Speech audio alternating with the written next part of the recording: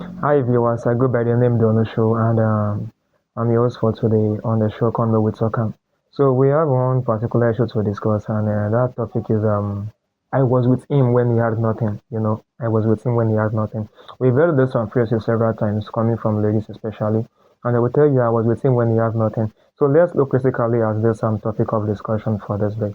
Now, what do you actually mean by the word when he had nothing, in quotes, nothing? The word nothing is a relative and subjective to our various expectations, which might be realistic or unrealistic. So when they come out and they say, I was with him when he had nothing, what do you actually mean by that word when he had nothing? Now, I give a very good example. For a guy whose pay grade is 100,000 naira and is having a lady, a partner, a side chick, or a babe, or a girlfriend, whose expenses or expectations for a month is about 20 to 40,000, and this guy is able to meet the needs. Such lady would actually tag a guy like this as a guy who has everything. Why? Because he was able to cater for the many needs. But let's flip it on the other way around. What if a guy's pay grade is 100,000 and he's having a lady whose expectation is to go for vacation, live a life filled with luxuries, and let's just say in summary, our expectation of expenses for a month is about 500,000. She would actually come out and tell you he had nothing. He has nothing, he doesn't have anything, and stuff like that. So now, when next you come out to say I was with him when he had nothing, could you please define what you actually meant by that word nothing? Secondly, what kept you with him for that long?